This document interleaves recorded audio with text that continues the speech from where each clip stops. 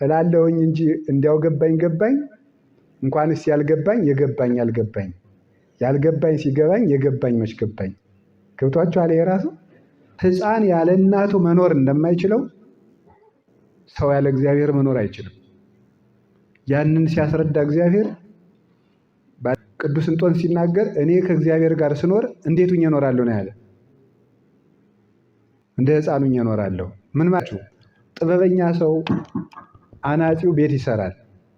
ቤት ሲሰራ የሚሰራበት እንጨት በሙሉ ጠማማ ቢሆን ምን ያደርጋል? ያወጣ ይጥለዋል። አይደለም እንዴ? አይጥለውም።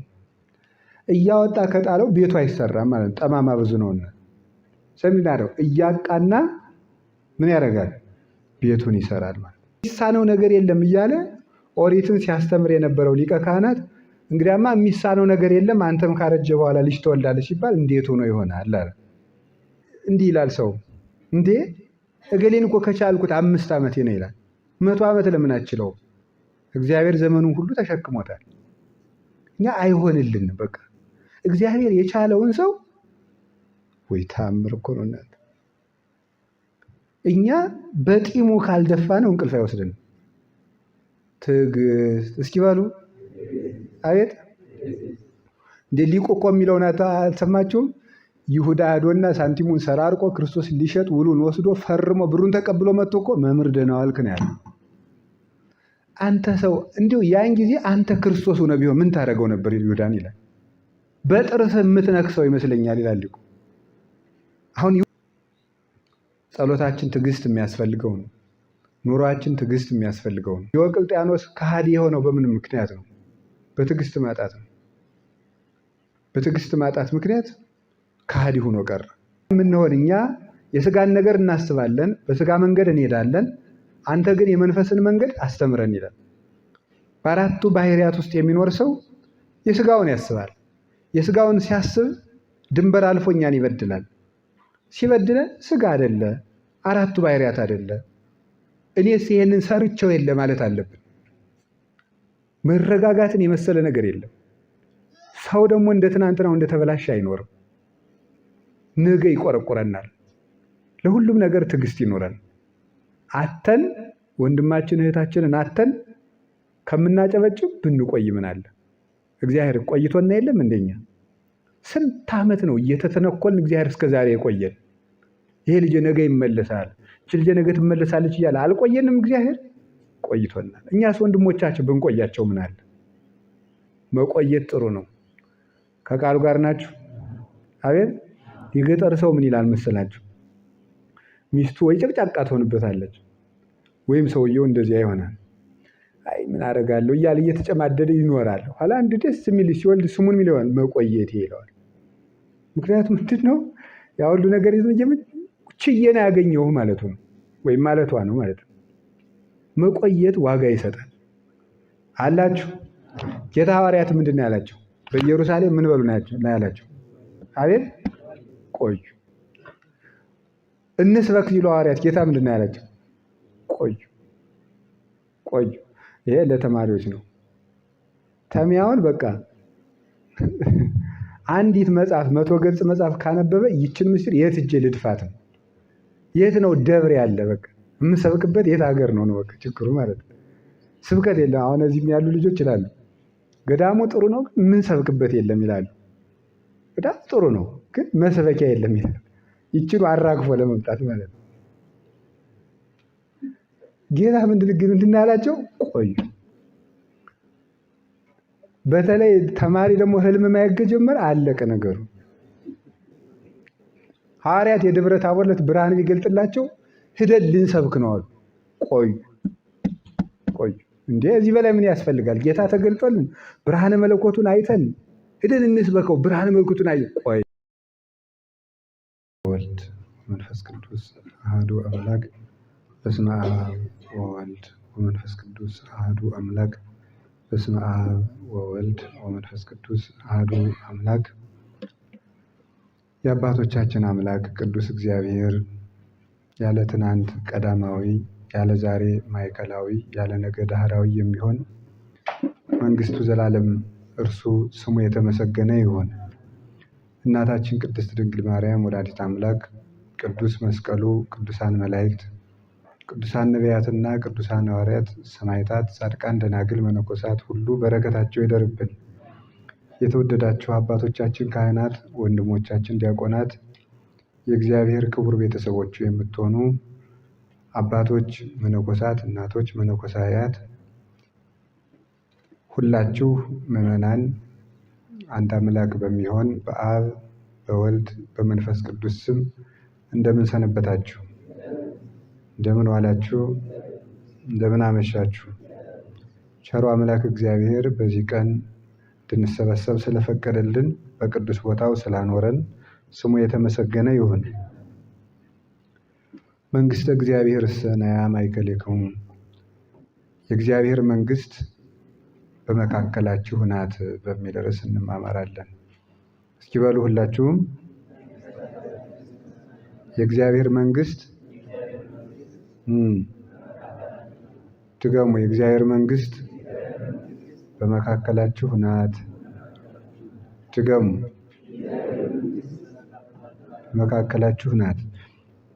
የቅዱስ ሉቃስ ወንጌል ምዕራፍ 17 ቁጥር 21 ላይ የምናገኘው ኃይለ ቃል ነው። ቃሉን የተናገረው በልብ መታሰቡ በቃል መነገሩ ስሙ የተመሰገነ ይሁንና መድኃኒታችን ኢየሱስ ክርስቶስ ነው የተናገረው።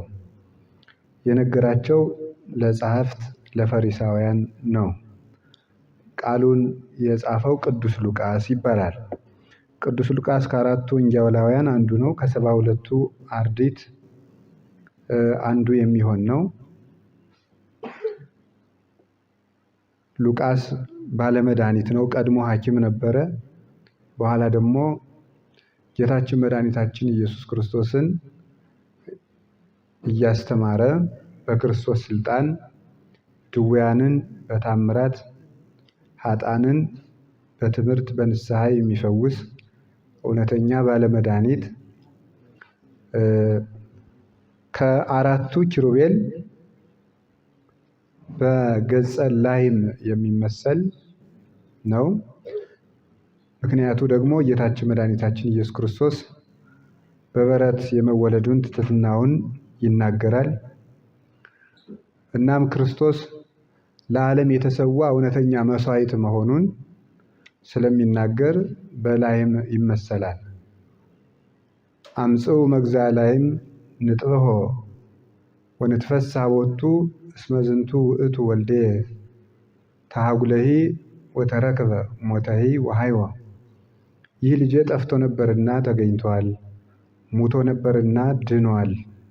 ለዚህ ልጄ ፍሪዳ እንረድለትና ደስ ይበለን ብሎ ለጠፋው ልጅ ፍሪዳ አረደለት ብሎ የጌታችን የመድኃኒታችን ኢየሱስ ክርስቶስ እውነተኛ መስዋዕትነት ክርስቶስ ከኃጢአት ለተመለሱ ሰዎች የሚሰዋ እውነተኛ ላይም ሰው ልጁ ጠፍቶት ሩቅ አገር ኑሮ ሲመጣ ፍሪዳ አርዶ ሙክት አርዶ ጠጅ ጥሎ ጎረቤቱን ዘመዶቹን ሰብስቦ ደስ ይለዋል። ሰው ከኃጢአት ተመልሶ ንስሐ ሲገባ ደግሞ እግዚአብሔር የሚያርድላቸው ፍሪዳ ወልድ ቢሉ የገዛ ስጋውን ነው፣ አብ ቢሉ አንድያ ልጁን ነው። መንፈስ ቅዱስ ደግሞ ሕያው ቃሉ የሚሆን ስግው ቃል እንዲሰዋ በቅዳሴ ጊዜ በአምሳለ ርግብ ወርዶ በመሰዊያው ላይ ረቦ ይታያል እና ጠፍቶ ለተገኘ ልጁ አንድ ልጁን አርዶ ደስ የሚለው ብቸኛው አባት እግዚአብሔር ብቻ ነው። ጠፍቶ ለመጣ ልጁ የገዛ ስጋውን ቆርሶ የሚሰጥ የገዛ ደሙን ወይን አድርጎ የሚያጠጣ ኢየሱስ ክርስቶስ ብቻ ነው። እንደዚህ ያለ አባት በምድርም በሰማይም የለም፣ እርሱ ብቻ ነው እና ይሄንን በማጠየቅም ሊቃውንቱ ቅዳሴ በሚቀደስ ጊዜ ለአራቱ ወንጌላውያን መርገፍ አላቸው የሚባል ወንጌል ተነቦ ሲያበቃ ዮሐንስ ወንጌል ከሆነ ቀዳሚው ቃል ብለን እናገራለን። ሉቃስ ማርቆስ ከተነበበው ደግሞ እሉ ኪሩቤል ወሱራፌል እንላለን። ማቴዎስ ከሆነ ደግሞ ነአምን አበ ብለን ደግሞ እንናገራለን። ሉቃስ ላይ ግን ስንናገር ወንጌል ተነቦ እንደጨረስን የምንለው ምንድነው? መኑ ይመስለከ እምናማልክት እግዚኦ አንተ ውእቱ ዘትገብር መንክረ አራይኮሙ ኃይለከ ወአዳንኮሙ ለሕዝብከ በመዝራዕትከ ሆርከ ውስተ ሲኦል ወአይረገ ፄዋ እምዬ ወጸጎከነ እምግብርናት ግዛነ ዳግመ ግዛነ እስመ መጻእከ ወአዳንከነ ወበእንተ ዝንቱ ንሴብሐከ ወንጸርህ ኀቤከ እንዘ ንብል ቡሩክ አንተ እግዚኦ ኢየሱስ ክርስቶስ እስመ መጻእከ ወአዳንከነ እንላለን ማለት ነው። ስለዚህ ከአማልክት መካከል እንዳንተ ያለ ማን ነው? ድንቅ ነገርን አደረግ፣ ለሕዝብህም ኃይልህን አሳያቸው፣ በኃይልህም ወገኖችህን አዳንካቸው፣ ወደ ሲኦልም ወረድክ፣ ምርኮንም ከዚያ አወጣ። ስለዚህ ነገር እናመሰግንሃለን፣ ወደ አንተም እንጮሃለን። ጌታችን መድኃኒታችን ኢየሱስ ክርስቶስ አንተ መርገመ ሥጋ መርገመ ነፍስን የምታደርግ ክቡር ምስጉን የባሕርይ አምላክ ነህ። አንተ ቸር ነህ፣ መጥተህ አድነህናልና እያልን የምንናገርበት ማን ይመስልሃል የምንለው የገዛ ሥጋውን የሰጠ እሱ መሆኑን ለማመልከት ነው። እና ሉቃስ ይሄንን ፍሪዳ የጻፈልን በሉቃስ ወንጌል ብቻ የሚገኝ ብስራቱ የሚገኝለት መበስር ይባላል። እሱም ብስራቱን በደስታ የጀመረ ወንጌላዊ ነው። ብስራቱን ወይም ወንጌሉን በመቅደስ ጀምሮ የጻፈ ነው። በመቅደስ የሚጨርስ ወንጌልም እሱ ብቻ ነው። ዘካርያስ በመቅደስ ሲያገለግል ቅዱስ ገብርኤል ተገለጠለት ብሎ ይጀምርና ወንጌሉን ወነበሩ በቤተ መቅደስ እንዘ ይሴብሕዎ ለእግዚአብሔር፣ እግዚአብሔርን እያመሰገኑ ሐዋርያት በመቅደስ ኖሩ ብሎ በመቅደስ ጀምሮ በመቅደስ የሚጨርስ ወንጌላዊ ይባላል። ቅዱስ ሉቃስ ከአራቱ የገነት ወንዞች በፈለገ ማር ነው የሚመሰለው።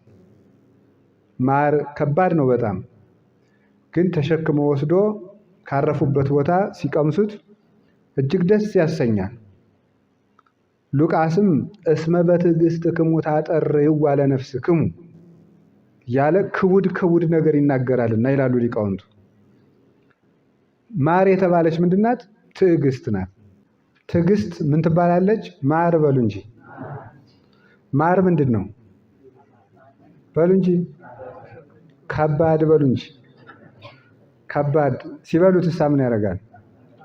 ትዕግስትሳ ምንድን ነው? ከባድ ነው። መጨረሻው ግን ምንድን ነው? ይሰምራል። ትዕግስት ማለት ምን ማለት ነው? ትዕግስት ማለት ምን ማለት ነው? ብዙ ጊዜ ቃላትን እናገራቸዋለን፣ አናውቃቸውም። ስለማናውቃቸው አናደርጋቸውም፣ ስለማናደርጋቸው እንደዚያ ነው። እና ትዕግስት ምን ማለት ነው? አሁን ቀደም ተናግሬ ያውቃለሁ። ምንድን ነው? መቆየት ማለት ነው። ትዕግስት ማለት መቆየት ማለት ነው። ምን እስኪሆን ነው የምንቆየው? አቤት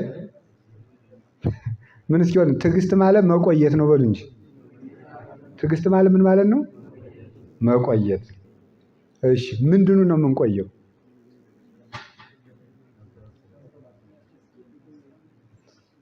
እስኪ ሁሉም የመሰለውን ተናገረ። ትዕግስት ማለት መቆየት ነው። እሺ እግዚአብሔርን መቆየት ማንን? ምን እስኪያደርግ? አቤት እስኪመልስ መቆየት። እግዚአብሔር እስኪመልስ ድረስ መቆየት። ተአገሶ ለእግዚአብሔር ወዕቀብ ፍኖቶ፣ እግዚአብሔርን ታገሰው መንገዶቹንም ጠብቅ ይላል። እግዚአብሔርን ታገሰው መንገዶቹንም ጠብቅ ያለበት ምክንያት ምንድን ነው? ሕጉን እየጠበቅኩ እግዚአብሔር ግን አይመልስልኝም አትበል ማለት ነው። ዝም ብለህ ባይመልስም ጠብቅ፣ ምክንያቱም መጨረሻ ላይ ይመጣልና። እግዚአብሔር እስከ ዛሬ ቀርቶ አያውቅም፣ ዘግይቶ ግን ያውቃል። ያጎነዲ ከመዘእይሁ እንደማይሰጥ ሰው ይዘገያል ይላል። እንደማይሰጥ ሰው ይዘገያል። የሚያዘገየው ደግሞ ትክክለኛውን ጊዜ የሚያውቀው እርሱ ስለሆነ ነው። እሺ አንዳንድ ጊዜ ሕፃናት በእናታቸው ጭን ሆነው እናቱ ፍትፍት ስትጎርስ ሊቀማ እንደዚህ ይላል። 6 ወር ካልሞላው ግን እናቱ አታጎርሰውም። ለምን ይመስላችኋል? ትክክለኛውን የሚበላበትን ጊዜ የምታውቅ ማን ናት? እናቱ ናት። ያን ጊዜ ግን የሚያስፈልገው ምንድን ነው? ጡት ነው የሚያስፈልገው፣ ወተት ነው የሚያስፈልገው እንጂ እንጀራ ያስፈልገው። ልጁ መቼ እንደሚበላ የምታውቅ እናቱ ናት። ልጁ ግን አምጭ ይላል። ለነገሩ ልጅ እንጀራ ሳይሆን እሳትም አምጭ ይላል። ቀይ ሆኖ ሲያየው ደስ ይለዋል። እንደሚያቃጥል አያውቅም። የወደድነው ነገር እንደሚጠቅመን አናውቅም። እንደማይጠቅመን የሚያውቅ እግዚአብሔር ነው። ስለዚህ እግዚአብሔር የለመነውን ነገር ይተወዋል። ስለምን ከተባለ ትክክለኛውን ጊዜ የሚያውቀው እርሱ ስለሆነ ነው። ከቃሉ ጋር ናችሁ? አሁን ሰው ገዳም በገባ በወሩ ቢበቃ ጥሩ አይደለም? ጥሩ አይደለም ወይ? ሰው ገዳም እንደገባ ወዲያው ቅዱስ ቢሆን በጣም ብዙ እግዚአብሔር ይኖረን ነበር ማለት ነው። ገብቷችኋል? ይሄ ማለት ጣዖት ነው የሚሆነው ሰው ማለት ነው። ያ ማለት ሰው ወዲያው ከበቃ ድካሙ አይገባውም፣ የሰው ድካም አይገባውም፣ እንደታበየ ይኖራል ማለት ነው። ለተቸገሩ ሰዎች የያዙ ተማሪ ወዲያው ትምህርት ቤት እንደገባ ትምህርት ቢገባውስ ጥሩ አይደለም? አሁን ሳናጠና ዝም ብለን እንደተኛን በስመ አብ ወወልድ ወመንፈስ ቅዱስ አሐዱ አምላክ በስመ አብ ወወልድ ወመንፈስ ቅዱስ አሐዱ በስመ አብ ወወልድ ግለጥልኝ ጌታዬ እውቀቱ ሁሉ ዝክት ሲል ከዚያ በኋላ ሌላውን ሰው ምንድን ነው ደንቆሮ እኛ በወርን የጨረስነው እያለ ለሰው ማንራራ እንሆናለን። ጥረን ግረን ስናመጣው የእግዚአብሔር ቸርነት ይገባናል። አቅማችንም እናውቃለን። እግዚአብሔር ረድቶን እንጂ በእኛ አቅም እንዳልሆነልን እናውቃለን። አንዳንድ ቀን እኮ 4 ገጽ ቃለ እግዚአብሔር የሚሸመድድ ሰው አንዳንድ ቀን 3 መስመር እምቢ ይለዋል። ለምንድን ነው ሲል አቅሙን እንዲያውቅ በጥበቤ በኃይሌ አደረግኩት እንዳይል እግዚአብሔር ያላንተ ወዘእንበሌሰ ኢትክሉ ገቢረ ወኢምንተኒ ያለኔ ምንም ልታደርጉ አትችሉም ብሎ እንደተናገረ ሁልጊዜ በሱ ሕፃን ያለ እናቱ መኖር እንደማይችለው ሰው ያለ እግዚአብሔር መኖር አይችልም። ያንን ሲያስረዳ እግዚአብሔር ባለፈው ነግሬያቸዋለሁ። ቅዱስ እንጦንስ ሲናገር እኔ ከእግዚአብሔር ጋር ስኖር እንዴት ሆኜ እኖራለሁ ነው ያለ። እንደ ሕፃን ሆኜ እኖራለሁ። ምን ማለቱ ነው? እዚህ ጉባኤ እኮ ነው የተናገርኩት። እኔ ከእግዚአብሔር ጋር ስኖር እንደ ሕፃን ሆኜ እኖራለሁ። ምን ማለት ነው? ምን ማለቱ ነው ያልኳችሁ?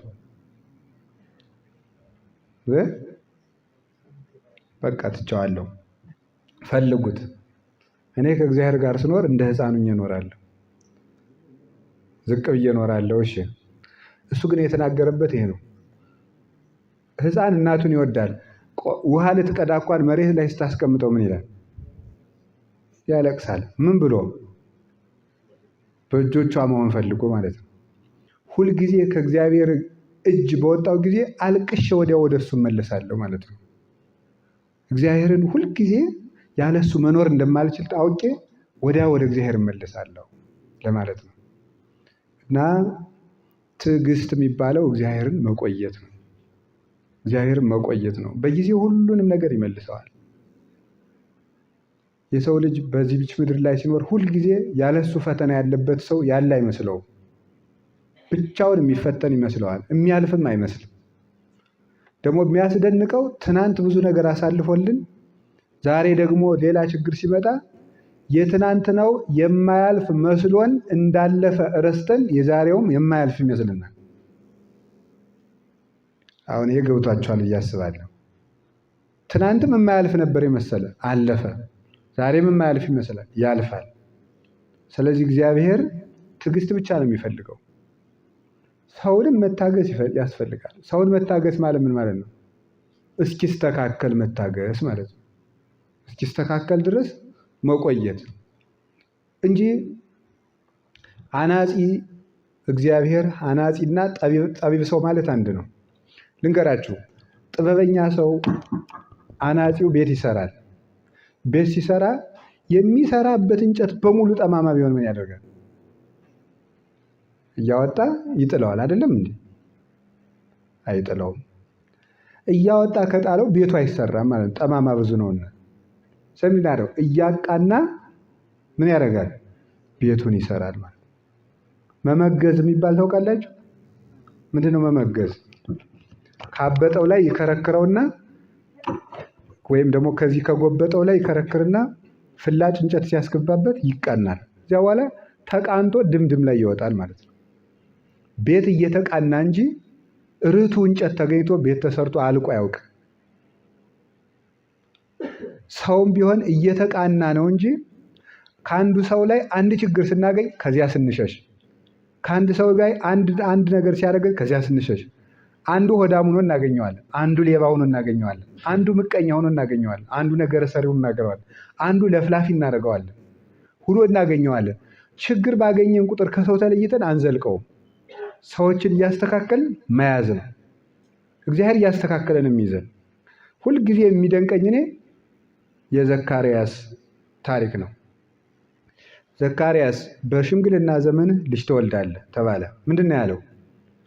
እንዴት ሆኗል? የሕግ መምህር ነው። ጽድቅ ለሰው ሲያስተምሯት ቀላል ናት ሲሰሯት እንጂ። በእርግጥ ሲያስተምሮ ለማስተማርም ለፍተው ካልተማሯት አይሆንም። እና እግዚአብሔር የሚሳነው ነገር የለም እያለ ኦሪትን ሲያስተምር የነበረው ሊቀ ካህናት እንግዲያማ የሚሳነው ነገር የለም አንተም ካረጀ በኋላ ልጅ ትወልዳለህ ሲባል እንዴት ሆኖ ይሆናል አለ። ከዛ ምንድን ነው ያደረገው?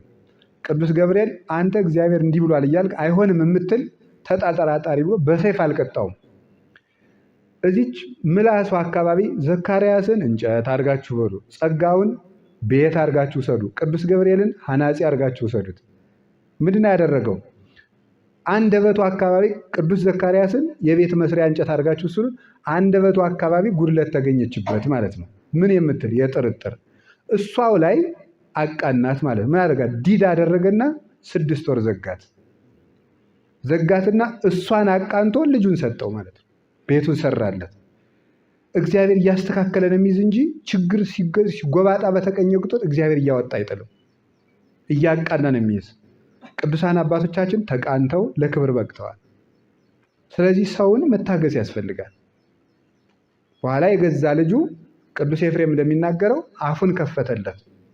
መልካም ልጆች እንደ ዮሐንስ መጥምቅ የአባታቸውን አፍ ይከፍታሉ፣ ነውረኞች ደግሞ ነውር ሰርተው የእናት አባታቸውን አፍ በአደባባይ ይዘጋሉ ይላል። ይሄ ልጅህ ነው? አዎ ያስብላቸዋል ማለት ነው። ዮሐንስ ግን ሲወለድ የአባቱን አፍ ከፈተ።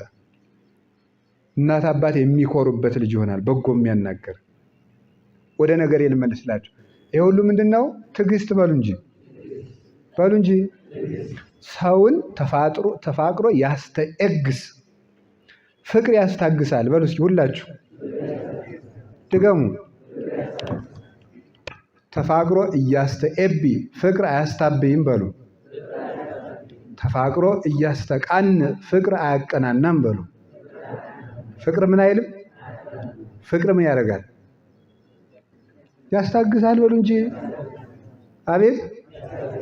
እሺ እስከ መቼ የምንታገሰው? አቤት! እስኪስተካከል ሰው እስኪመለስ መታገስ አለብን። አሁን አንዳንድ ጊዜ እንዲህ ይላል ሰው፣ እንዴ እገሌን እኮ ከቻልኩት 5 ዓመቴ ነው ይላል። 100 ዓመት ለምን አችለውም? እግዚአብሔር ዘመኑን ሁሉ ተሸክሞታል። እኛ አይሆንልን። በቃ እግዚአብሔር የቻለውን ሰው ወይ ታምር እኮ ነው እናንተ። እኛ በጢሙ ካልደፋ ነው እንቅልፍ አይወስድንም። ትዕግስት እስኪ በሉ አቤት! እንደ ሊቁ እኮ የሚለውን አልሰማችሁም? ይሁዳ ሄዶና ሳንቲሙን ሰራርቆ ክርስቶስ ሊሸጥ ውሉን ወስዶ ፈርሞ ብሩን ተቀብሎ መጥቶ እኮ መምህር ደህና ዋልክ ነው ያለው። አንተ ሰው እንዲሁ ያን ጊዜ አንተ ክርስቶስ ሆነ ቢሆን ምን ታደርገው ነበር ይሁዳን ይላል። በጥርስ የምትነክሰው ይመስለኛል ይላል ሊቁ። አሁን ይሁዳ መጥቶ ደህና ዋላችሁ ቢል ሌባ፣ አሁን ሽጠ መጥተ ደግሞ እንደዚህ ወዳጅ እንደምን ዋልክ በስምኑ ታገበው ለወልደ እጓለ እመሕያው፣ ቀስ ብሎ ነው ለዚሁ ሐዋርያት እንዳይሰሙበት አድርጎ የሰው ልጅን በመሳም አሳልፈህ ትሰጠዋለህ ነው ያለው። ትዕግስት ማለት ይሄ ነው። ጌታ ይሁዳ እየሸጠው ይታገሰው ነበር። እየሸጠው ቤተ መቅደስን እየሰረቀ ይታገሰዋል። እግዚአብሔር እንዲያርጎ ነው የሚችል። ለዚህ ነው ቅዱስ ዳዊትን እግዚአብሔር ረሃብ ከማመጣብህ በእኔ እጅ ከምትወድቅ ጦርነት ከማመጣብህም የት ይሻልሃል አለው። ቅዱስ ዳዊት አጥፍቶ እግዚአብሔርን እንዲህ አለው፣ በሰው እጅ ከመውደቅ በአንተ እጅ በመውደቅ ይሻለኛል አለው። በሰው እጅ ከመውደቅ በማን እጅ? ሰው አግኝቶ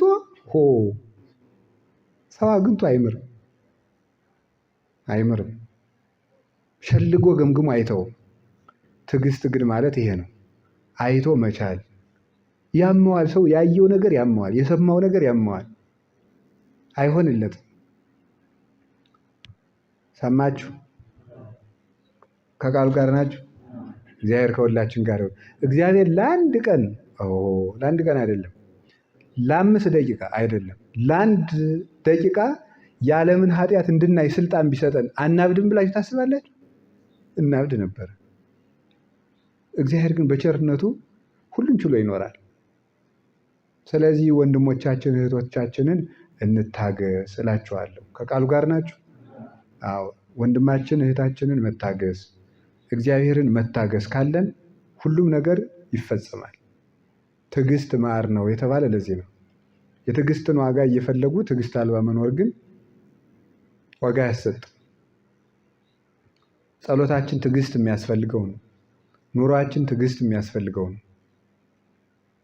ሰው የአንድን ነገር የማርን ዝም ብሎ አሁን አንድ ሰው ይሄንን 1 ኩንታል ማር ሰጥቻለሁ ሲባል ሸክሙን ጭምር ካላስበ በጥብጬ እጠጣዋለሁ፣ በጠላ ጨምረዋለሁ፣ እልሰዋለሁ እያለ ቢል ሸክሙን ካላሰበ እንዴት አድርጌ ወስደዋለሁ የሚለውን ካላሰበ ችግር ነው። አሁን አንድ ሰው አንድ መልካም ነገር ሲያስብ መልካሙን ነገር እንጂ ሸክሙን አያስበው። ማግባት እንጂ ሲያገቡ ያለውን ዕዳ የሚያስብ የለም። መመንኮስ እንጂ ሲመነኩሱ ያለውን ዕዳ የሚያውቅ የለም። ችግሩ እዚህ ላይ ነው። ትርፉን እንጂ ንግዱን የሚያውቅ የለም። ትርፉን እንወደዋለን፣ ንግዱን ግን አናውቀው። ስለማናውቀው ሁልጊዜ እንሸነፋለን። ችግር በገጠመን ጊዜ ተንኮታኩተን ላንመለስ ተስፋ እንቆርጣለን። ይህንን ነው ታገሱ ያለ። ከቃሉ ጋር ናችሁ? ሌላው ቀርቶ እኮ ንስሐ መግባት እራሱ ይመረናል። አይመራችሁም? ይመራል። በአንድ ኃጢአት ላይ ሰው 4፣ 5፣ 6፣ 7 ጊዜ ንስሐ ከገባ ይመራዋል። እግዚአብሔር ያንን ንስሐ መስማት ሳይሰለቸው እኛ ቀድመን እንሰለቻለን። መናገሩ ይሰለቸናል። ይህም ትዕግስት ማጣት ነው። እኔ ምን ጨነቀኝ፣ መጀመሪያውን ቢሆንልኝ አልበድልህ፣ ግን በበደልኩ ቁጥር ንስሐ የምትቀበል ከሆነ እኔ እመጣለሁ አንተም ማረኝ ነው ማለት ያለብን። ይህም ራሱ ይመረናል። ኃጢአቱን ስንሰራው እግዚአብሔር ሳይመረረን እኛ መናገሩ መረረን ጭራሽ። ይህም ትዕግስት ይፈልጋል። እስከ መቼ? እስክትቃና ድረስ። አንዱ ወንድም እኮ ነው ኃጢአት እየሰራ ለአበምኔቱ እየመጣ ሲናዘዝ፣ ኃጢአት እየሰራ ለአበምኔቱ ሲናዘዝ፣ ኃጢአት እየሰራ ለአበምኔቱ እስከ መቼ ድረስ ነው እንዲህ ስወድቅ ስነሳ የምኖረው አለው። ሞትን በንስሐ እስከምትቀድመው ድረስ ብሎታል። ሞትን በንስሐ እስከምትቀድም ድረስ ሁልጊዜ እንዲሁና አለው። ይሄም ትዕግስት ይፈልጋል። ተስፋም ትዕግስት ይፈልጋል። ጸሎትም ትዕግስት ይፈልጋል። የጸለይነው ጸሎት ተቃራኒውም ሊመጣ ይችላል። ይሄውን ትዕግስት የሚያስፈልገው ከታገስን እግዚአብሔር አይቀርም። ከቃሉ ጋር ናቸው።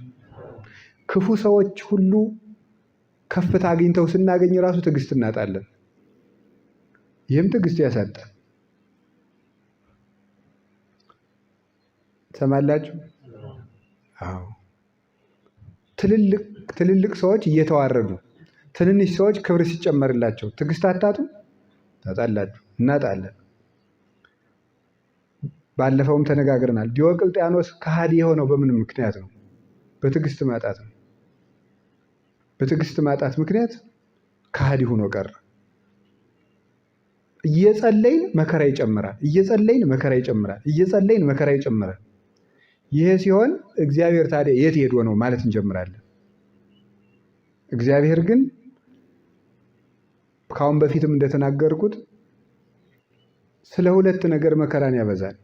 እየጸለይን ራሱ መልካም ሰዎች እንዲጠቀሙ፣ አክሊል እንዲያገኙ፣ እንዲሞቱ፣ ክፉ ሰዎች ደግሞ ቆይተው የማይረቡ ስለሆነ በጊዜ እንዲሸከፉ፣ ቢያንስ ጥቂት መልካም ነገር ካለቻቸው ያቺ ሳትበላሽ እንዲሞቱ፣ ለሁለቱም ሞትና ሰይፍን ያመጣል እግዚአብሔር። እግዚአብሔር በነገር ሁሉ መልካም ነው። የሚያደርገውን ያውቃል። የሚጠቅመንንም ያውቃል። ስለዚህ እስመ በትዕግሥትክሙ ታጠርይዋ ለነፍስክሙ አላችሁ። ጾምም ትዕግስት ይፈልጋል አይደል? አይፈልግም? ምንድነው ትዕግስት የሚፈልገው? ምግብ ይሸታል። አሁን የዛን ጊዜ መቆየት ነው። አንዳንድ ጊዜ እንደውም አውቆ ምን ያደርጋል? በ6 ተኩል እንደው ጉረሱ ዋጡት ያሰኝና 9 ሰዓት ላይ ምሳ የለ ይጠፋል ማለት ነው። ችግር ነው ይሄ። እንዲያውም 9 ሰዓት ላይ አላስበላን ደግሞ ሊል ይችላል። ይሄ ምንድነው? የስስት ሰይጣን ነው። የስስት ሰይጣን የሚጠፋው በምንድን ነው? በትዕግስት ነው። ቁጣም ትዕግስት ይፈልጋል። የምንታገሰው ለምንድን ነው? ለምንድነው የምንታገሰው?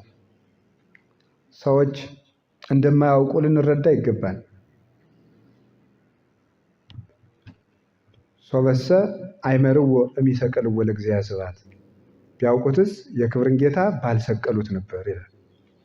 ሰው እኮ ካላወቀ እንኳን ባልንጀራውን መስደን ፈጣሪውን ሰቅሏል።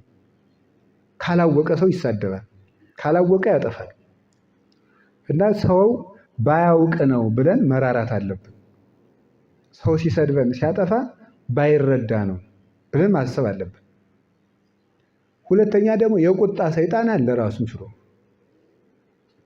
ያ ደግሞ እንዲቆጣና እንዲሰድበን ያደርገዋል። አይ ሰይጣን አሳስቦት ነው ብለን ደግሞ ማዘን አለብን። ሶስተኛስ ምን ማድረግ አለብን? ሰው አንድ ነገር ሲበድለን ስጋዊ እንደሆነ ምን ማድረግ ነው? ንነሰ ስጋውያን ንሄሊ ሕገ ስጋ ነሐውር በፍኖተ ስጋ ወነገብር ግብረ ስጋ ወባይቱ አንተ መሐረነ ሕገ መንፈስ። ቅዱስ ዲዮስቆሮስ በቅዳሴው የተናገረው ስጋውያን የምንሆን እኛ የስጋን ነገር እናስባለን፣ በስጋ መንገድ እንሄዳለን፣ አንተ ግን የመንፈስን መንገድ አስተምረን ይላል። በአራቱ ባህሪያት ውስጥ የሚኖር ሰው የስጋውን ያስባል። የስጋውን ሲያስብ ድንበር አልፎ እኛን ይበድላል። ሲበድለን ስጋ አይደለ፣ አራቱ ባህሪያት አይደለ፣ እኔስ ይሄንን ሰርቼው የለ ማለት አለብን። እንኳን ይሄ አገዳ ለቀማ ለሆነው ለኛው ጽድቅ ማለት ነው። እኔ ይሄንን ሰኞ ሰርቼው የለ ሐሙስ እሱ አደረገው ብዬ ለምን እናደድበታለሁ ማለት ይገባል። ይህንን ማሰብ ሰውን ከቁጣ ያድነናል። ህዱእ መሆን አለብን። ያ ነገር ያልፋል። ዝም ብንላቸው ሰዎች ሌሊት እንቅልፍ አጥተው አድረው ጠዋት መጥተው ይቅርታ ይጠይቁናል። ከመለስንላቸው ግን መልሰን እሳት እናነዳለን ማለት ነው። ቢያንስ ሌላ ማድረግ ቢያቅተን ስንቆጣ ዝም ማለት አለብን። አንድ ቅዱስ አባት ነው የተናገረው፣ ምንም ባድርግ ባትችል በተቆጣህ ጊዜ ዝም በል፣ ከዚያ በኋላ ቁጣህ ይበርዳል። 5 ደቂቃ ዝም ቢል ሰው ይበርድለታል። ለምን መሰላችሁ? ማሰሪያው ካልተፈታ እህሉ ይፈሳል እንዴ? አይፈስም። የማዳበሪያው ማለት ነው፣ ወይም የከረጢቱ አፉ ዝም ካለ ከአንድ ሰው ቁጣ ይበርድለታል። ይሄንን ስናደርገው ትዕግስት እናገኛለን። ከቃሉ ጋር ናችሁ? አሁን ሰው ችኩል እንዴት ያለ ችኩል ሆኗል በእውነቱ ማለት ነው። ችኩል ነን በእውነቱ። ቸኩለን መወሰን፣ ቸኩለን እንደዚያ ማለት፣ ቸኩለን እንደዚያ ማለት። አንድ ነገር አይተን ሁሉን ነገር እንወስናለን። አንድ ነገር ሰምተን ሁሉን ነገር እንወስናለን። አንድ ነገር ሰምተን ማለት እግዚአብሔር ጠቅላላውን አይቶ ነው የሚፈርድ። የሰማነውን እስክናይ እንኳን ቆይም እኮ ስንወስን ማለት ነው። አሁን እንትና እኮ እንደዚህ ያለ ስንባል ይላል አይልም አይባልም። ቢያንስ እንኳን ከሰውየው እስኪሰማ እንኳን ያቁነጠንጠዋል ሰው። ንዑ ንረድ ወንካው ነገሮሙ ለከለዳውያን ማቴዎስ ኦሪት ዘፍጥረት ምዕራፍ 11 ቁጥር 7 ላይ ሥላሴ ምን አሉ? ኑ እንውረድና ከለዳውያን የሚሰሩትን ግንብ እንየው፣ አይተን ደግሞ ቋንቋቸውን እንደባልቅባቸው አሉ። ይህንን ቅዱስ ዮሐንስ አፈወርቅ ሲተረጉም ምንድን ነው ያለ? ኑ እንውረድ ያሉ ሥላሴ በመንበራቸው እንዳሉ ያንን ግንብ ማፍረስ፣ ቋንቋቸውን መደባለቅ ይችላሉ። ግን ከቦታው ድረስ ሂዳችሁ ሳታዩ በሰው አትፍረዱ ለማለት ነው። ሂደ ሳታይ ፍርድ አትፍረድ። ምን እንደሆነ አናውቅም። ከቦታው ብቻ ሂደን ማየት አይደለም፣ ሰው ምን ሆኖ እንደዚያ እንደሚያደርግ አናውቅም። እስኪ ምን ሆኖ በሉ እንጂ። አሁን አንድ ሰው እንዲህ እያደረጎ ሲጎርስ ብታዩት፣ አሁን ያ ሰውዬ ደግሞ መነኩሴ ቢሆን አሁን ያ ሰውዬ እኔ ብሆን አቤት መምህር ይወጣዋል። እናቴ ሰይጣን ፈትኖት ነው ብትሉ ምን አለ ማለት ነው። ወይም ደግሞ ከበላ 2 ቀኑ ይሆናል ብንሆናል ብድግ ብለን እኛ ሆዳም ያ ሰውዬ ምናልባት ሆዳም ይሆን የዚህ ያለት ብቻ ሊሆን ይችላል። እኛ ግን ማንነት አድርገን እንወስነዋለን። ሆዳም ነው። አረ በፍጹም እኔ ሌላ ቀን ጥሬ ሲበላ ነው ያየሁት እንዲህ አይቼው እንዴት እንዳለ ማለት ነው። እና ሰውን ፈጥነንም ለማመስገን አንቸኩል፣ ፈጥነንም ለመወሰንም መቸኮል የለብንም። እንዲሁ መረጋጋት ማንን ጎርቶ ያውቃል? መቆየት ማንን ጎርቶ ያውቃል? በለው ዝም ብሎ በቃ ፉከራ ነው፣ ዝም ብለን የያዝ ነው ማለት ነው። እና እንዲሁ ሰው ዝም ቢል እንዲሁ ምን አለ ቢረጋጋ። እግዚአብሔር መረጋጋቱን ያድለን። መረጋጋት በቃ እንዲሁ እስኪ ቆይ አድረን እናየዋለን፣ ቆይተን እናየዋለን። በመቸኮል ሀገር ፈርሷል። በመቸኮል ቤተክርስቲያን ትፈርሳለች። በመቸኮል ገዳም ይበተናል። በመቸኮል ትዳር ይፈርሳል። በመቸኮል ጓደኝነት ይፈርሳል። ዝምድና ይጠፋል። መረጋጋትን የመሰለ ነገር የለም። ሰው ደግሞ እንደ ትናንትናው እንደተበላሸ አይኖርም። ነገ ይቆረቁረናል። ለሁሉም ነገር ትዕግስት ይኖረን። አተን ወንድማችን እህታችንን አተን ከምናጨበጭብ ብንቆይ ምን አለ? እግዚአብሔር ቆይቶና የለም እንደኛ ስንት ዓመት ነው እየተተነኮልን እግዚአብሔር እስከዛሬ የቆየን።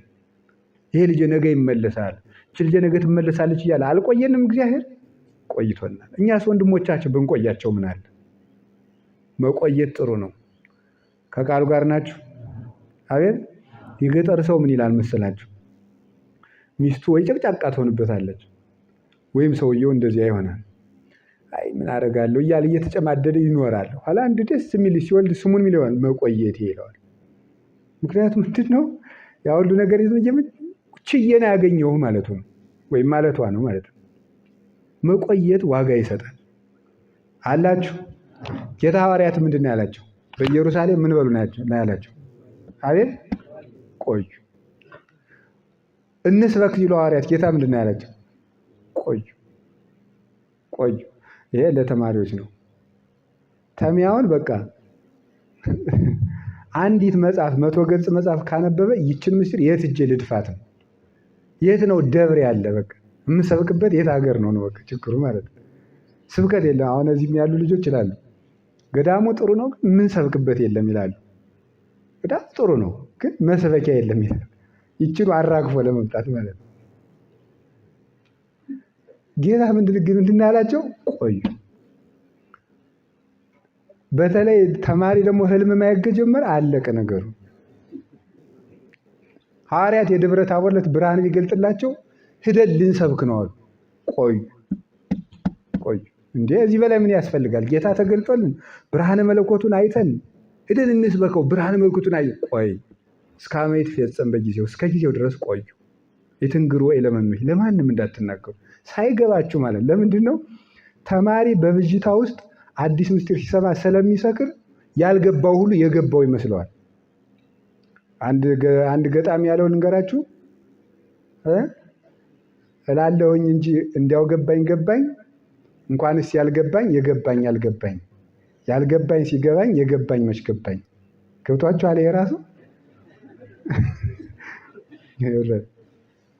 እላለሁኝ እንጂ በሉ እንዲያው ገባኝ እንኳንስ ያልገባኝ የገባኝ አልገባኝ ያልገባኝ ሲገባኝ የገባኝ መች ገባኝ። እና የገባችሁ ይሄ ነው። በቃ አሁን ሰው ምንድነው የገባን ይመስለናል ማለት የገባን መስሎን ስንለው ለካ ሌላ ቀን ነው። አሁን እኔ የራሴ በየቀኑ ሳይሆን ድንቁርና ነው የሚገባኝ። ገብቶኝ የዛሬ 4 ዓመት ገብቶኛል ያልኩት ዛሬ ድንቁር ብዬ ለካ እንደዚህ ነው ወይ የቅዱስ ጎርጎርዮስን መጽሐፍ ሳነብ ወይ አንዱን ሊቅ ሳየው ለካ ትጃጅዬ ነበር። ለክብሬ ማልጨነቅ ቢሆን ኑሮ የሰበኩትን ህዝብ እጄ ይቅርታ አልጠይቀው ሁሉ ያስብለኛል አንዳንድ ቀን። እውነት ነው የምነግራችሁ ማለት ነው።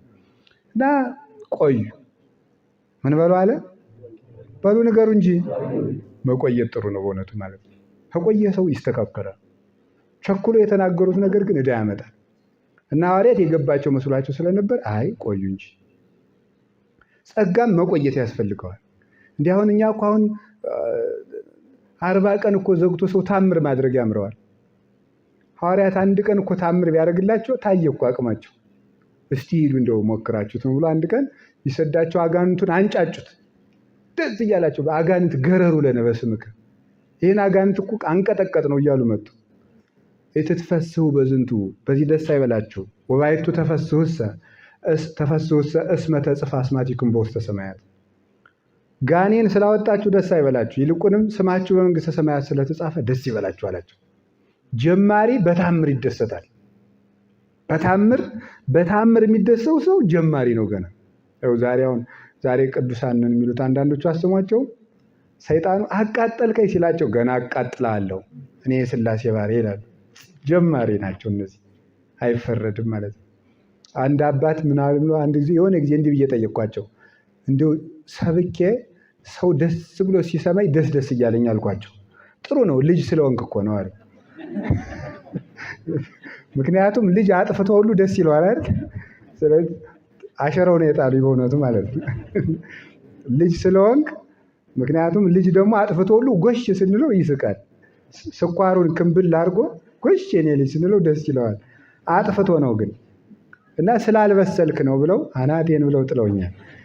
ስለዚህ አሁን ምንድን ነው በቀላል ነገር መደሰት አለመብሰል ነው ማለት ነው። መንፈሳዊ ብስለት ስለሌለን ነው ማለት ነው። እና ሁሉንም እግዚአብሔር የሚያቆየው ለዚያ ነው። አሁን መነኮሳት እንደመነኮሱ ሰመን አይጡ ይመጣል፣ እንሽላሊቱ ይመጣል። አይጡ ብሽቅ ነው የሚያደርግ፣ ይፎክራል እንደዚህ እያለ መጥቶ ደግሞ ጭራሽ ለጸሎት ሲነሱ ይመጣና ቅጥል ይላቸዋል። ዳዊቱን ራሱ ወርውራችሁ አናቱን በሉት ያሰኛል። እንሽላሊቱ ይመጣና ይላል በዚያ መጡ ሲላችሁ እንዴት ዳዊት ደግሜ እንኳን ቢያንስ ያይጠፋልኝ ቢያንስ እንሽላሊት የማያጠቃ አድፋ ዳዊት ያሰኛል ማለት ነው። ከዚያ በኋላ ተስፋ ቁርጥ ጸበሉን ተነስተን በጣሳ ሞልተን እስቲ በል አይንቀሳቀስም እያለ አለ ማለት ነው።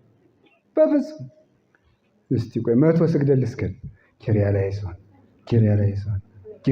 አለ ነቅነቀራል።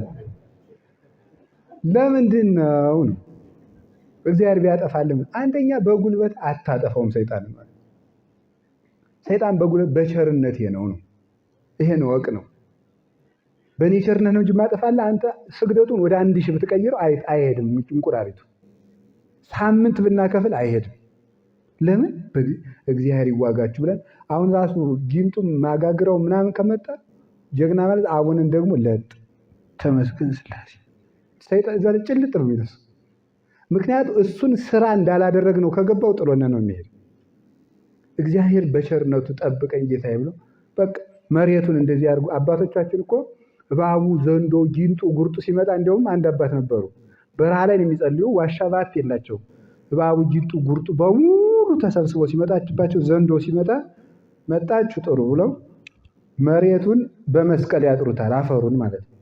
መስቀል ያደርጉና ተመስገን የዳዊት አምላክ ብለው ለጥ ጠዋት ሲነሱ እባቡ በሙሉ የመስቀሉን አጥር ከቦ ወደ ውስጥ ሳይገባ ይጠብቃቸው።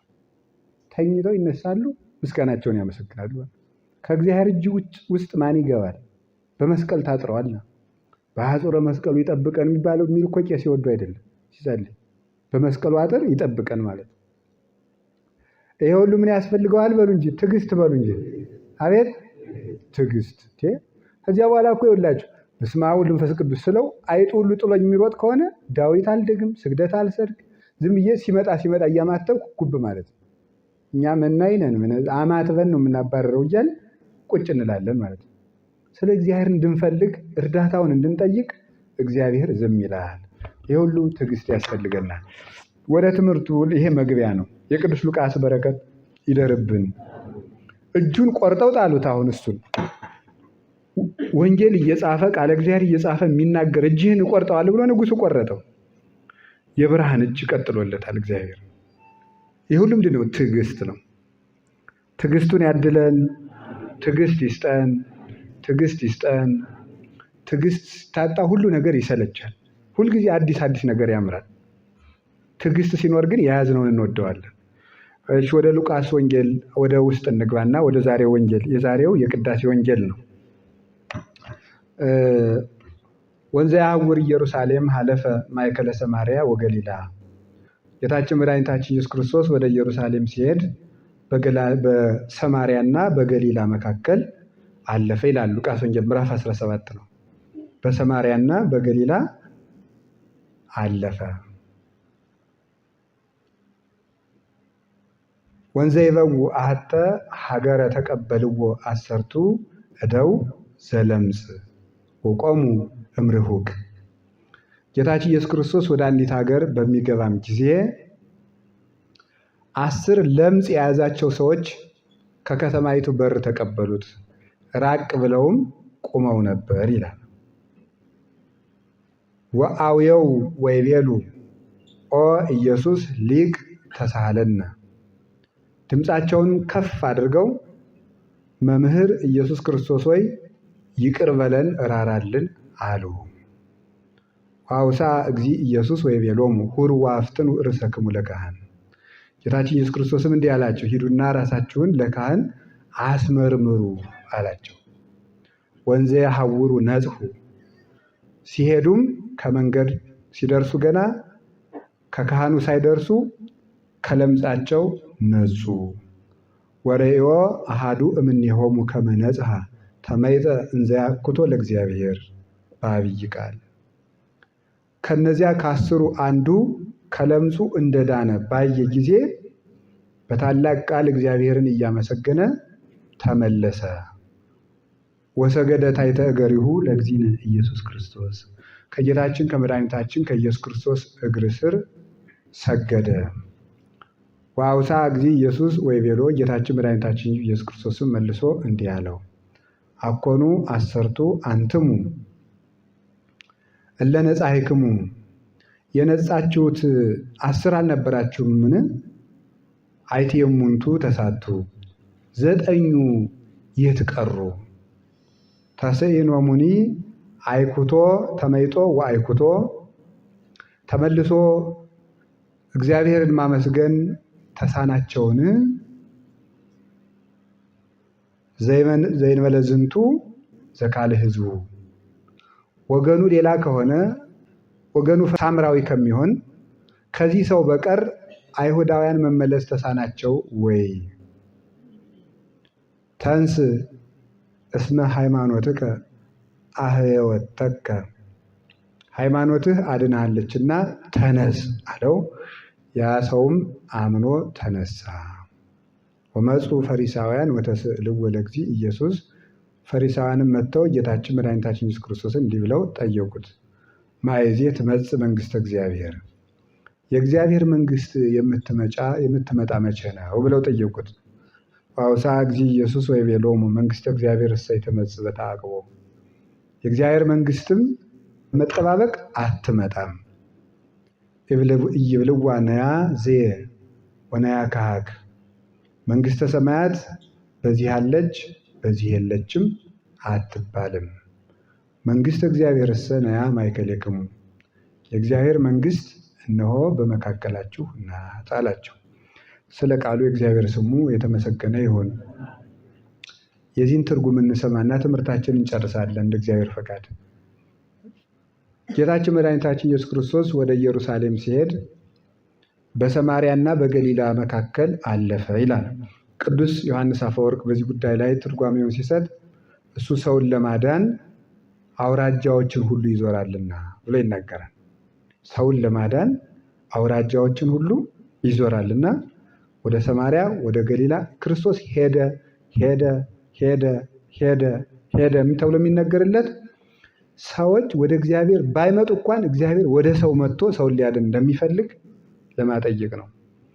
እግዚአብሔር ሰውን ለማዳን 1 ይመጣል፣ 2 ይፈቅዳል፣ 3 ይቸኩላል፣ 4 ምክንያት ይፈልጋል፣ 5 ይረዳል። ንገሩኝ፣ የነገርኳችሁ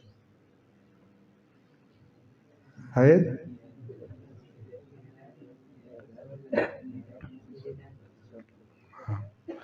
አንዳንድ ሰው እንደ ጲላጦስ ነው። አሁን እኔ ከቤቴም ሰው ምክር ስመክር እታዘባለሁ። ምክር ጥያቄ ጠይቅና መልሱ ሳልመልስለት ጭልጥ ማለት ምን ማለት መሰላችሁ? እምለውን አይዘውም የሚለውን ብቻ ነው። ይሄ በጣም ይቸግራል በእውነቱ ማለት ነው። ለምሳሌ አሁን አንዳንድ ሰው ይመጣና እንደዚህ ሁኜ እንደዚህ ሁኜ እንደዚህ ሁኜ እንደዚህ ሁኜ እንደዚህ ሁኜ እንደዚህ ሁኜ እንደዚህ ሁኜ እንደዚህ ሁኜ ብሎ ችግሩን ነግሮኝ እኔ ምክር ስጀምር እሱን ይደክመዋል። ኋላ ምን ይላል? አመሰግናለሁ አባ ብሎ ሄደ። ለምኑ? እኔ ምን አረኩና ነው ማለት ነው። እና ጥያቄ ጠይቆ አለመስማት ምን ይባላል? ጲላጦስ እውነት ምንድን ነው አለና ሳይመልስለት ቤቱ። ስለዚህ ስሙ፣ መስማት አለባችሁ። ሰምታችኋል? ስሙ። እሺ ንገሩ ያሰማችሁ። እግዚአብሔር ሰውን ለማዳን ምን ያደርጋል ነው ያለው? ይሄዳል። እሺ ይፈቅዳል። እሺ ይቸኩላል። እሺ ምክንያት ይፈልጋል። እሺ ይረዳል። እነዚህ ነገሮች ያደርጋል ሰውን ለማዳን እግዚአብሔር።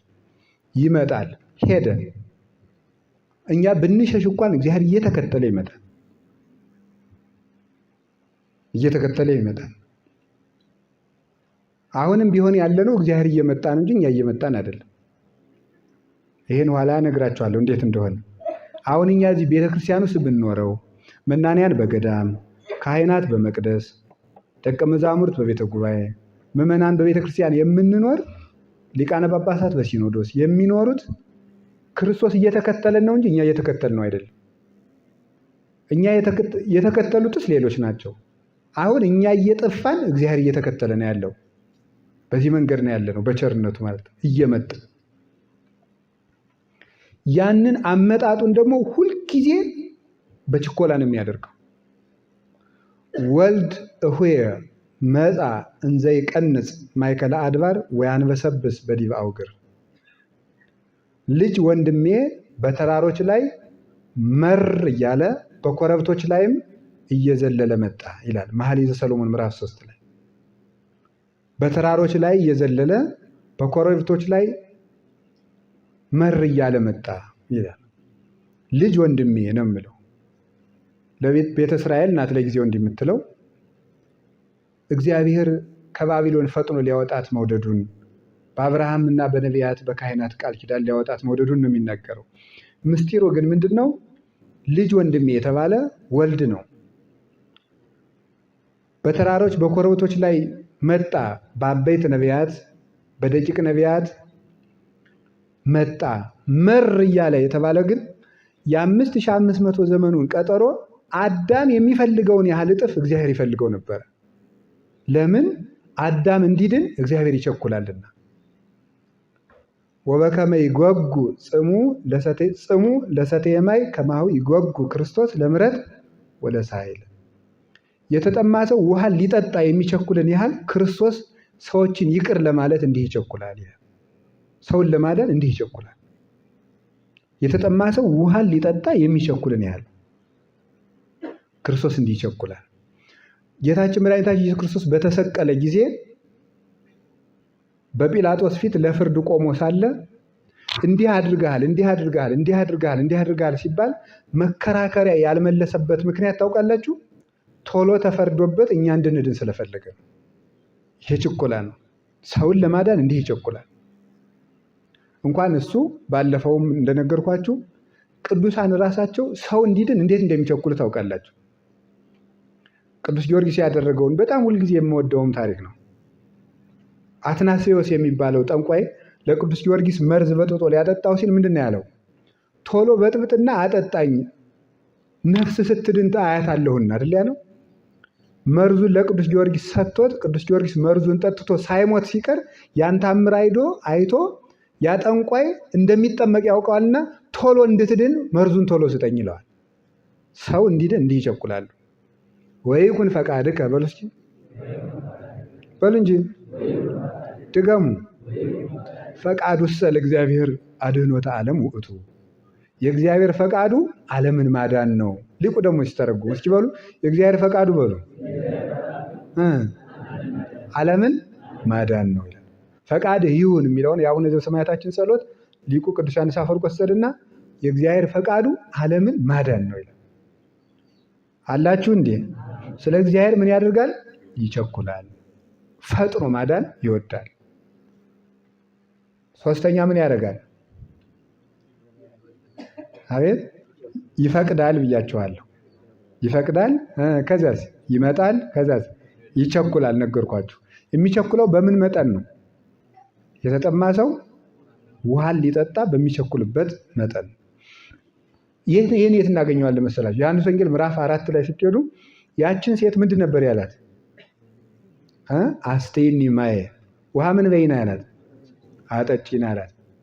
ተከራከሩ። ታሪኩን ታውቃላችሁ። እንዴ አንተ አይሁዳዊ እኔ ሳምራዊት እንዴት ውሃ ትለምናለህ? አልሰጥም። ውሃ የሚለምንሽ መሆን ማን ባወቅሽ ትለምኝ ነበር። በእውኑ አንተ ከያዕቆብ ትበልጣለህ። እሱም ጠጡ፣ በጎቹም ጠጡ፣ ልጆቹም ጠጡ። አይ እኔ ከምሰጠው ውሃ የሚጠጣ አይጠማም፣ ከዚህ ጉድጓድ የሚጠጣ ግን ይጠማል። እንግዲያውማ ያንን ውሃ ስጠኝ፣ መልሼ እዚህ ውሃ ጉድጓድ እንዳልመላለስ። አይ ባልሽን ጥሪና ልስጥሽ። የለኝም። መልካም ብለሻል፣ 5 ባል ነበረች፣ ሁሉም አብረውሽ የሉም። ማስያስ የሚባል አለ፣ እሱ ሲመጣ ይነግረናል። አንተ ነህን? አዎ የምናገርሽ እኔ ነኝ። ተነስታ ከዚያ በኋላ ወዴት ነው የሄደችው? ያዳነኝ ሰው ልንገራችሁ እያለች መንደር ነው የሄደችው። ክርስቶስ ግን ከዚያ በኋላ ያንን ውሃ ጠይቋታል? አልጠየቃትም? በሉ እንጂ ለምንድን ያልጠየቃት? የጠማው ውሃ ሳይሆን የእሷ መዳን ነበር ማለት ነው። የእሷ መዳን ስለሆነ የጠማው፣ እሷ ስለዳነችለት ውሃውን አልጠየቃትም። የእግዚአብሔር መብል መጠጡ የሰው መዳን ነው። ኋላ ሐዋርያት ምንድን ነበር ያላቸው? መጀመሪያ ወደ ከተማ ሲልካቸው ሂዱና የምንበላው ምሳ ገዝተው አመጡና ብላ አሉት። አልበላም እኔ በልቻለሁ አሉት። ቦኑ ዛምፃ አሎቱ ካሊብሲ ወሚመዛቲብሲ ጣሉ። ደቀ መዛሙርቱም እኮ መምህሩን ያማለ አሁን የናምታችሁኝ አታውቁ ለማለት አይደለም። ያማል ተሜ መቼም መምህር እንደሚያማ የታወቀ ነው ማለት ነው። ተማሪ ለመምህሩ ያፍራል፣ ይሸማቀቃል። አሁን መምህሩ ሰው ቢጣል እንደው እኒህ ሰውዬስ እንደው ማፈሪያ ናቸው ይላል ሁላ ማለት ነው ይላል። እና ሐዋርያትም እንዴ ሌላ ይቺ ሴትዮዋ የምታለት በልቶ ነው ወይስ ማን አምጥቶለት ነው አልበላም ብለው አሙት። የኔታ ደግሞ መምህራን ምን ይላሉ? ለመምህር ምሳ ማምጣት እንደሚገባ ሐዋርያት ያውቁ ነበርና ይላሉ። የኔታ እንዲህ ብለው ሲተረጉሙ ነበረ ማለት ነው። እና እንዴት እንጀራ ምዕመናን እያስመጣችሁ የምትበሉ ሲላቸው ሐዋርያትም ያቺ ሴትዮዋ የምታለት ነው ያሉ ለመምህር ምሳ እንደሚመጣ ስለሚያውቁ ነው ይላሉ። እሱ ግን ምንድን ያላቸው? ብየ መብል ዘይተአምር ዋንትሙ፣ እናንተ የማታውቁት ምግብ አለኝ አላቸው። ይሄንን ሲላቸው ማን አምጥቶለት ነው ሲሉ መብልየሰ ገቢረ ፈቃዱ ላቡየ፣ የኔ መብል የአባቴን ፈቃድ መፈጸም ነው፣ የአባቱ ፈቃድ ደግሞ በአንተ ሞት ዓለም ይዳን የሚለው ነው። ስለዚህ እሷን ካዳነ በኋላ ምግብ አልፈለገም። እና እግዚአብሔር የሚርበው የሰው መዳን ነው። እግዚአብሔር የሚጠማው የሰው ምንድን ነው? አቤት አያችሁ። ግን ያችን ሴት ለመፈለግ አሁን ቀጥሎ ምን ይላል ነው ያልኳችሁ? ምክንያት በሉ እንጂ ሰውን ለማዳን ይውላችሁ ከቤቷ ሂዱ ውሃ ስጭኝ አይደለም ያላት። ከየት ነው ያላት? ወንዙ ዳር ነው ሄደው። ለዚያ ደግሞ ምንድን ነው ያደረገው? ወደ ኪሞ እግዚ ኢየሱስ ጊዜ ቀትር ነበረ ሀባ አዘግት። ጌታችን ኢየሱስ ክርስቶስ ቀትር በሆነ ጊዜ ደከመና ከውሃ ጉድጓድ አጠገብ ተቀመጠ። ለምንድን ነው? ያቺ ሴት 5 ባል አግብታ 5ቱን ሁሉ በሰውነቷ ያደረ ጋኔን እየገደለባት ሴቶች ሁሉ አንቺ ነፍሰ በላ እያሉ እየተሳለቁባት 6 ሰዓት ውሃ ልትቀዳ የመጣችበት ምክንያት ሴቶች ጧት ቀርተው ስለሚመለሱ የማያሸማቁቋት ሰዎች በሌሉበት ልትቀዳ ነው። ያንን መጎዳቷን ያውቅላት ነበረ። ስለዚህ በዚያ ሰዓት በእሷ በትክክለኛ ችግሯ ሰዓት መጣ። ያችን ደግሞ ምክንያት ያደረጋት ውሃ ጥምን ነው። እኔ ደግሜ ተናግሬያለሁ። ኢየሩሳሌም ሂጄ ካስደነቁኝ ቦታዎች የዚች ሴት ውሃ ጌታ የተቀመጠበት ነው። ቀራንዮ አለ፣ ደብረ ታቦር አለ፣ ሌሎችም አሉ። ያስደነቀኝ ግን የሰማይ ንጉሥ መንገድ ሰብሮ የእኩል ቀን ጎዳና የአንዲት ሰው ነፍስ ፍለጋ መሄዱ ነው። ያስደነቂ ነው። አሁን ዛሬ ይገርማቸዋል፣ መንገዱ በጣም ሩቅ ነው። ያንን መንገድ ከሰሜን እስራኤል ተነስቶ ወደ ኢየሩሳሌም ለመውጣት ሲመጣ በጣም መንገዱ ሩቅ ስለሆነ ፈሪሳውያን ትዕቢተኞች ስለሆኑ ሳምራውያን ባሉበት አይሄዱ እና መንገዱ ቅርብ ሆኖ ሳለ በዚያ በሳምራውያን በኩል ቢሄዱ ቅርብ ሆኖ ሳለ እነሱ ግን እነሱ በሄዱበት አንገድ ብለው በጣም ሩቅ ጎዳና የእኩል ቀን ጎዳና ጠምዝዘው ነው ዛሬም አስፋልቱን የሰሩት። ዛሬ ራሱ ማለት ነው የድሮን ታሪክ እና ጌታ 6 ሰዓት መንገድ ሰብሮ ሄደ። አቋራጭ እያለ ያችን ሰው ለማግኘት የግማሽ ቀን ጎዳና ሰብሮ ነው ሄደው። ይሄ ነው እንዲህ አድርጎ ይቸኩላል ማለት ነው። ከቃሉ ጋር ናችሁ? ከቃሉ ጋር ናችሁ? እግዚአብሔር ከሁላችን ጋር ይሁን። እግዚአብሔር እንደዚህ አድርጎ እስክንድን ይፈልጋል። ከዚህ ምንም ይፈልጋል ነው ያልኳቸው በሉ እንጂ ምክንያት ይፈልጋል። እንኳን አሁን አንዳንድ ጊዜ የሚመስልን እየጸለይን ሁሉ እግዚአብሔር በኃጢአታችን ምክንያት ትቶን በቃ የማይሰማን የእኛ ጸሎት ድራማ ነው እግዚአብሔር አይሰማው የምንለው ይመስል እግዚአብሔር እንኳን ውሃ መቅዳታችን እንኳን መጸለያችን ውሃ መቅዳታችን ምክንያት አድርጎ ይፈልገናል። ለውሃ ቀጅ ስትወጣ እንኳን ፈልጓታል። እንኳን ለጸሎት ወጥተን እንኳን ለስግደት እንኳን ለቅዳሴ እንኳን ለምናኔ እንኳን ለቁርባን ወጥቶ ውሃ መቅዳትን ምክንያት አድርጎ እንኳን እግዚአብሔር ሰውን ያድናል። በዚህ ትደነቃላችሁ? መኮብለልን ምክንያት አድርጎ ሲያድን እንደ እግዚአብሔር ማንን? ዮናስን። ሁልጊዜም እንዲሁ መጽሐፍ ቅዱስ ሁሉም ድንቅ ነው። ለዮናስ ያደረገው እግዚአብሔር ስራው ድንቅ ነው የሚለኝ ሳያስበው ማለት ነው። ለመርከቡ አሁን እግዚአብሔርን አኮርፎ ሲሄድ እዚህ ሁሉ እኮ እንዲሁ የምጨቀጭቀኝ ፊትህ ላይ ስላገኘህ ነው ብሎ አገር ቀይሮ ሊሄድ ሲሄድ ብሩን ሲባባል ዝም፣ ብሩን ሲከፍል ዝም፣ መርከቡ ሲሳፈር ዝም፣ ማይበሉን ይዞ መጥቶ ደግሞ ከዚያ በኋላ ተመልከቱ ወነበረ ምንድነው ውስተ ጥንቃቃ ተደብር ራሴ በተራራው መካከል ሆናለ በአሳ አንበሪው በጉበቱና በጉበቱ ማለጃ ተጠግቼ ነበር እያለ ማለት ነው። ከዚያ ውስጡ ነው ውሃው አፉን ክፍት ሲያደርገው አንበሪው ሐይቁ መጥቶ ግጠም ይላል። ችግር ነው ጎበዝ።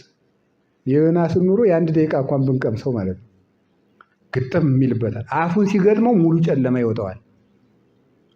እንግዲህ አሳ አንበሪ አይቶ የሚያውቅ እኔም አላየሁትም። እርግጠኛ ስገምት ይህን ቤት ያህል ሊያህል ይችላል። ከዚያ አውሬ ውስጥ ጥርሱ ብቻ እኔን ሊያህል ይችላል። ከዚያ ውስጥ ቁጭ ብሎ ተመልከቱ። ሶፋ አልቀት ነፍሴ የተዘከርክዎ ለእግዚአብሔር ሰውነቴ በዛለች ጊዜ ፈጣሪን አሰብኩታል። አቅም ሲያቅተው ማለት ነው። ደግሞ ባህሩ ውስጥ ቢገባ ደግሞ እንዴት አድርጎ እንደሚያንጓልለው ተመልከቱ። ቅዱስ ያዕቆብ ዘስሩግ ግን እንደሚለው ምንድነው የሚለው? የዮናስን ትንቢት ሲተረጉም እግዚአብሔር ባህሩ ውስጥ አድርጎ ባህሩ ውስጥ ዮናስ እንዳይሞት ማድረግ ይችላል። ግን ለምን በሞገድ ይንገላታል? አርፎ ነው እንጂ ጉበቱን ትራስ አድርጎ ሙቀት መሰንበት ያለበት።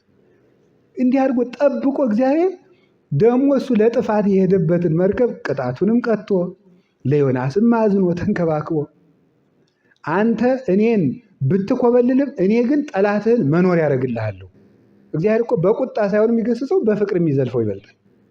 እንዲህ አድርጎ ገስጾ ደግሞ እሱ ለጥፋት የሄደውን ለቅጣት የሆነብውን የትንሣኤው ማስተማሪያ አድርጎ እግዚአብሔር በሁሉም ምክንያት ወይ ፈቅድ ምክንያት ልድ በየትም ምክንያት አመካይቶ ማዳን ነው የሚፈልግ። አመካይቶ እንዴ አልሰማችሁም? ሁልጊዜ ነው የምናገረው። ይሄም ብዙ መምህራን ነው የሚያስተምሩት። እስራኤል በበደሉ ጊዜ ጣዖት ባመለኩ ጊዜ ሙሴን ምንድን ያለው እድገን ይጥስየውን በማቴ ተው እንዳገለግለኝ ላጠፋቸው ነው። ዝም ብሎ አያጠፋም እንዴ?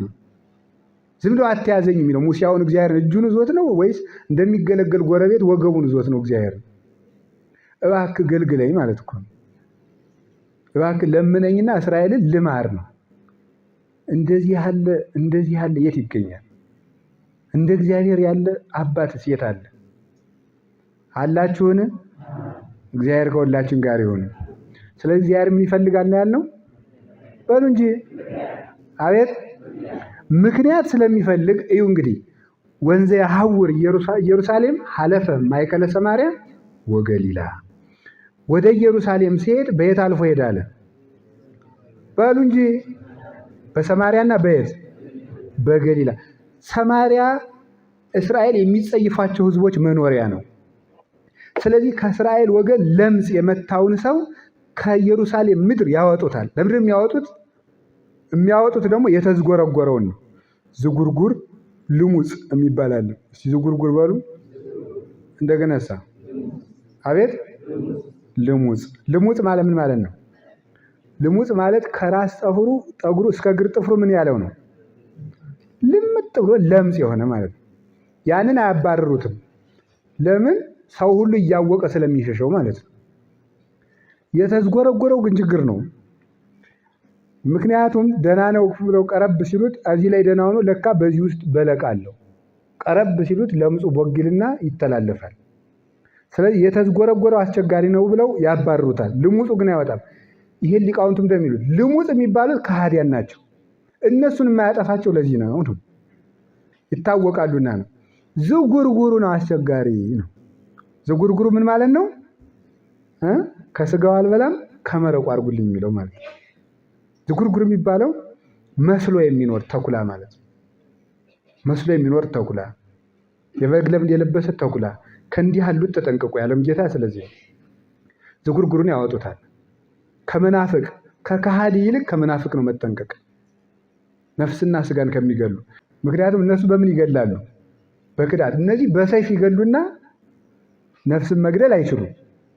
እነዚህኞቹ ግን ጌታችን ኢየሱስ ክርስቶስ ሁለት ባህሪ እያሉ ነፍስንም ስጋንም የሚገሉ ናቸውና እነዚህን ነው መፍራት። እንዳትሸሿቸው ኢየሱስ ክርስቶስ የሚል የክርስቲያን ስም ይጠራሉ፣ ማርያም የሚል ስም ይጠራሉ። እንዳንከተላቸው ደግሞ እምነታቸው ሰይፍ ነው።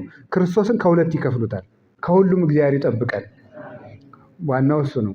ስለዚህ እግዚአብሔር ግን ምክንያት ፈልጎ ታዲያ አስወጥተው ሰማርያ ይጥሏቸው ስለነበረ ጌታችን ኢየሩሳሌም ሲሄድ በሌላ ጎዳና ልክ እንደ ቅድሚቱ ሴት ማለት ነው፣ በሌላ ጎዳና መሄድ ሲችል እነዚህን 10 ሰዎች ለማግኘት ብሎ መንገድ ሰብሮ ደግሞ ወደ እነሱ ሄደላቸው። እንዲሁ እኮ ይገርማል እኮ በእውነቱ ማለት ነው። አሁን እግዚአብሔር ያሳያችሁ። የምትጠሉትን ሰው መንገድ ሰብራችሁት ነው የምትሄዱት ወይስ እሱ ወዳለበት ነው የምትሄዱት? እስኪ ንገሩኝ። እግዚአብሔር ያሳያችሁ። እንግዲህ አሁን እኛ ነን እኮ ክርስቲያን የምንባለው። ክርስቲያን እንግዲህ ክርስቲያኑ ክርስትናው ፈሰስ የሚለን ማለት ነው። አንድ ሰው እንኳን አንድ ቀን እንኳን የሰደበንን ሰውዬ ላለማየት በጣሻው ሩጠን ይሄንን ተከናንመን ስሙ ሲጠራ እንደሬት እየመረረን አታንሱብኝ የሱን ነገር እያለ ታረቁ ተምለን ሽማግሌ ሲባል አይ በሱ አትምጡብን። እንግዲህ መቼስ አረ እግዚአብሔር ይቀየማል። እንጦሮጦስ ይብላ እንግዲህ ሁይ ሰው ጥጋቡ እኮ እስቲ የዚያን ጊዜ ስንመልስ ይታያል። አረ አርግብን።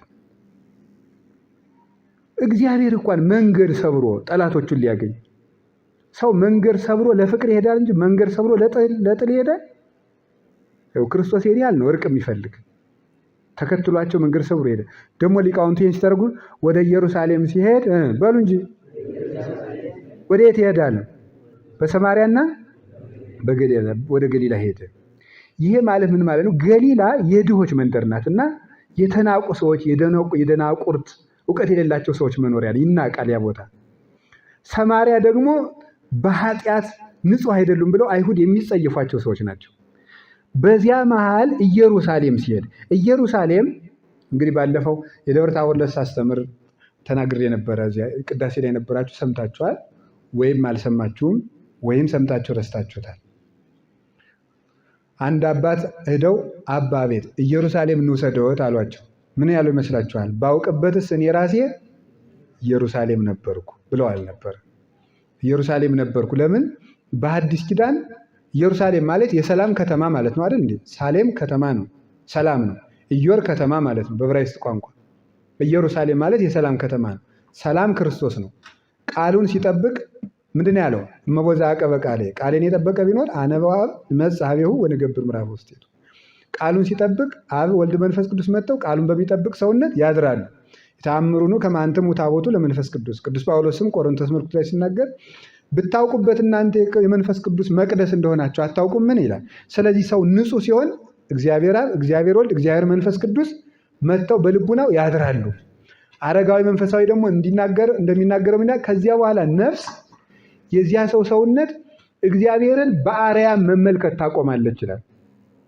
እግዚአብሔርን በሰማይ መመልከት አቁማ በራሷ ልብ ታየዋለች ይላል። ከዚያ በኋላ እግዚአብሔር በሌላ ዓለም የሌለ እስኪመስላት ድረስ የራሷን ልብ መቅደስ ታደርገዋለች፣ ኪሩቤል ታደርገዋለች። እግዚአብሔር በዚህ ይታያታል። ስለዚህ ኢየሩሳሌም ነው ማለት ነው። ወደ ኢየሩሳሌም ሲሄድ ወደ ሰማርያና ወደ ገሊላ መጣ ማለት ምን ማለት ነው ሲባል ኢየሩሳሌም የተባሉ የበቁ ጻድቃን ናቸው፣ ወይም ቅን ልቡና ያላቸው ሰዎች ናቸው። ሰማርያና ገሊላ የተባሉ ሰዎች ምንድን ነው? ሰማርያ ኃጢአትን የሚወክል ነው። በኃጢአት የወደቁ ሰዎች ናቸው። ገሊላ ደግሞ የተባለ የተዋረዱ ሰዎች ናቸው። የተዋረደ ስራ የሚሰሩ ሰዎች ናቸው። ወደ ኢየሩሳሌም ሲሄድ ወደ እነሱም መጣ ማለት ለጻድቃን የሚመጣ ክርስቶስ ለኃጥአን ይሆናቸዋል ማለት ነው። አላችሁ የላችሁ በሉ እንጂ። ስለዚህ በጻድቃን የምንመካው ለዚህ በጻድቃን የምንመካው በእመቤታችን የምንመካው። አሁን እንግዲህ ማርያም ታማልደኛለች አትበል፣ እገሌ ያማልደኛል አትበል። እገሌ ያማልደኛል እኔ ገሊላ ነኝ በሉ። ሁላችሁም እኔ ሰማርያ ነኝ በሉ። እመቤታችን ኢየሩሳሌም ናት በሉ። ክርስቶስ ወደ ኢየሩሳሌም ሲሄድ በሉ እንጂ። በእኔም አድርጎ ያልፋል በሉ እንጂ። ወደ ማን ሲሄድ ማለት ነው? ኢየሩሳሌም ማናት? ኢየሩሳሌም ማናት? ሌላ ጨምሩ። ቤተ ክርስቲያን፣ መስቀል፣ ቅዱሳን እነዚህ ሁሉ ናቸው። ወደ እነሱ የመጣው እግዚአብሔር እኛን የሚሰርፈና በጻድቃን ብቻ አይደለም፣ በቅን ሰዎች። አሁን ለምሳሌ ጉባኤ ኑ አትቅሩ እላለሁ እኔ ራሴ። ለምን ይመስላችኋል? ጉባኤ ቅሩ ምን እኔን እንድሰሙኝ ወይም ደግሞ መታችሁ ካልሰማችሁ ትምህርቴን ንቃችሁታል ማለት ነው እያልኩ ይመስላችኋል? በፍጹም። እግዚአብሔር እንዲህ ያለውን ሊና ያርቅልኝ የለብኝም። ደግሞ ያው እግዚአብሔር በሚያውቀው እኔ አንድ ሰው ይሰማኝ ምን ቸገረኝ? ቅዱስ ዮሐንስ አፈወርቅ ብሏል አይደል? ሁሉ ሰው በሙሉ ጥሎ ሄደና አንድ ቀን ቢመጣ ጉባኤ አንዲት ሴትዮ ብቻ ቁጭ ብለው ላስተምር ነው አለው። ደቀ መዝሙሩ አንዲት ሴት ልታስተምር አለ። ቀድሞም ስትሰማኝ የነበረች እሷ ናት አለ። ስለዚህ እሷን ብቻ አስተማሩ። ቆሞ በስመ አብ ብሎ ጸሎት ጀምሮ ቆሞ ዮሐንስ አፈወርቅ ነው ያለ ሰው አንድ ሴትዮ ሰብኮ ወደ የዛሬን አያርገውና መምህር ጥሩ ሳለ ማለት ነው። ካልሞቀ ካልደመቀ አይሉ። ግን ለምንድን ነው ስትሉኝ ከዚህ ውስጥ ቢያንስ 3 ሰው ቅን ሰው ይኖራል። እንዲሁም ሁላችን ጠማማ ብንሆን እንኳን ማለት ነው። ለእነዚህ ቅን ሰዎች በስሜ ብትሰበሰቡ እኔ በመካከላችሁ ምን አለ ብሏል? እገኝ። ለእነዚህ ቅን ሰዎች ሲል እግዚአብሔር አሁን አለ እዚህ